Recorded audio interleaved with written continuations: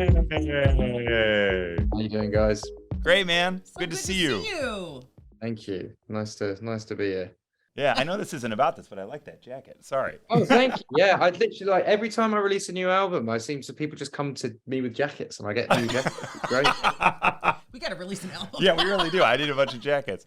Well, hey, man, first, congratulations. It's wonderful to have all that behind you with Thinking Out Loud and everything. So congrats. I'm so wiped from all of that. Like, Yeah. it's mad because I mean, the outside world is the outside world, and like my career is releasing albums and doing shows. But when you're in that courtroom, that's kind of all that you can see and all that is matters and is there. So to be out of it now, it feels like such a massive weight has been lifted. Yeah, good. Good for you, man. Well, we're really happy for you. It's awesome. And now it's like Ed Sheeran season. You've got so much happening right now. I swear, mate, my record label are so happy about all of the press around this thing, because I'm like, none of this was planned. Like, Yeah. we moved the album, the Disney documentary got put in, and we moved the album so it was near the Disney documentary. And then suddenly the court case was happening, and I thought it would end last week, but it sort of dragged on. So it's all kind of, it feels like a movie, like it's all fallen into place. But yeah, none of this was planned like this.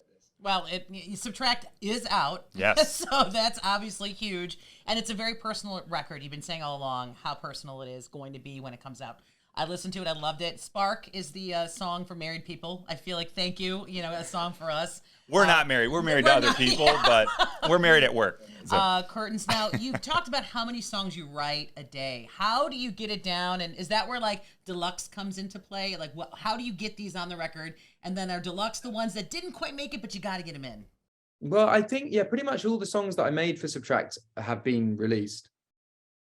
But I'd say like the songwriting thing, it's kind of like working out, like you work out and you exercise, and it keeps your body fit and healthy. And I find that's with songwriting, it's just some of it is just an exercise sometimes. And every now and then, like a good song will come out of that. But I'm constantly writing to keep the wheel turning, because I'd never want to get writer's block and just stop. I want to continually be writing. And sometimes that means writing bad songs for a week, but you're still writing songs and knowing that you're going to get to good songs. So it's like, yeah, it's a constant thing, and there's always stuff to write about because life is colorful. Yeah. Well, and part of that now for you is 2 kids. Do you have to like structure when you write now? I mean, it's really hard to predict.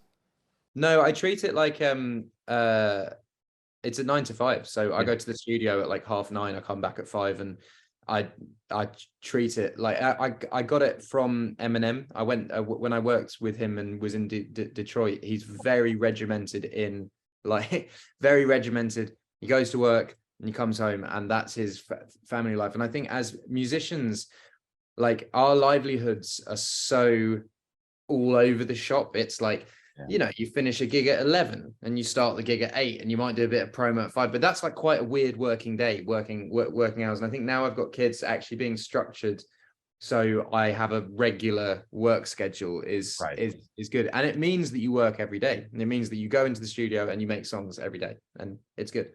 And the Mathematics tour, it's going on, and we saw you last time you were here, and it's such a unique show because it's you and a guitar, and you and a guitar, and thousands of people.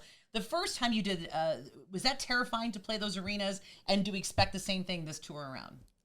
Well, it's in the rounds this time, so Yep. it's and there's more sort of bells and whistles, fireworks, and flames and blah blah blah. It's like it's a very good tour. I'm really proud of it. But yeah, I mean, the first time you do anything is always nerve-wracking. And the first time I played an arena was 2011, and then the first time I played a stadium was 2015. And once you've done those firsts, it then becomes normal. And I know that sounds weird that playing a stadium can become normal, but it's every single crowd you play to, it's just about how you play to them. And stadiums are an all-inclusive event that people are coming to with their families or their friends, and people come in large groups, and you have to make it a big communal sing-along, play the songs that people know. Whereas like a smaller gig, there's just a different way of controlling a crowd, and you would play different songs, and maybe this song here and this song. So it's just about knowing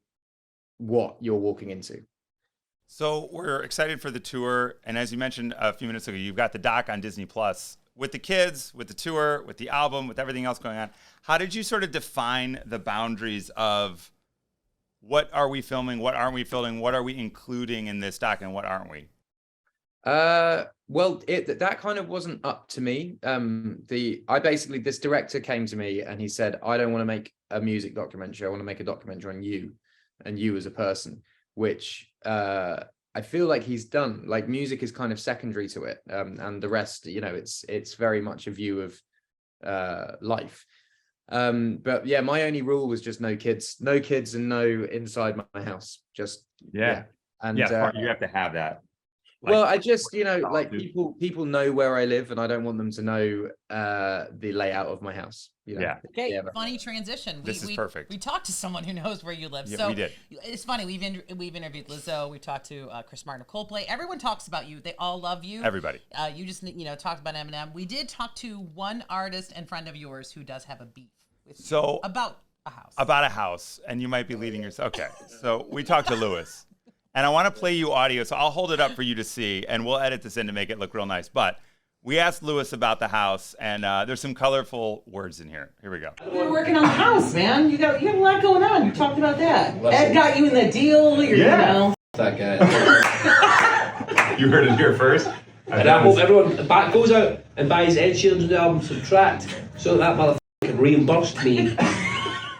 So Lewis, with some choice words to you about helping him get into his house. How did that come together between you guys?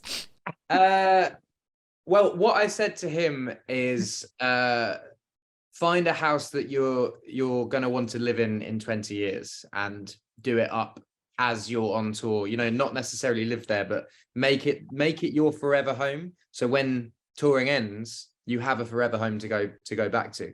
Because for the first 3 years of me touring, I still sort of lived at my parents, and even when I was earning decent money, I would come home and stay at my parents. And I think like Lewis is a very funny guy, and I think the story is a funny story, but I do think in the long run he will be really happy with that house. And he will. He does want you to do it. He loved your house. He was like, I love the bar. I want all of it. He's like, but my I bought my house 12 years ago, and it's been 12 years of the bar was only done in 2019. So like it's a very slow. I played Richard Branson's daughter's wedding in 2011, and I went to Necker Island, which is this incredible private island that he bought in the 70s or whatever.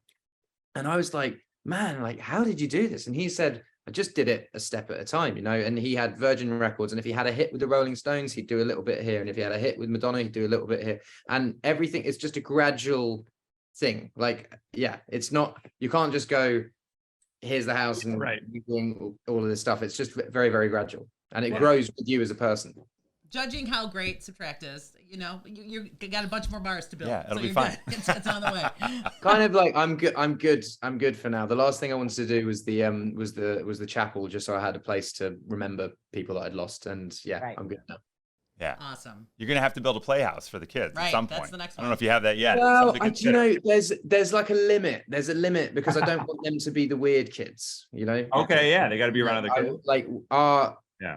The house we live in is actually pretty normal. There's not any mad stuff. It's just on the grounds there's mad stuff. Yeah. Well, if you want to keep it, my wife and I built a playhouse for our kids ourselves just by going to the hardware store. So that way they get slivers, and it keeps them it works out that way. Totally.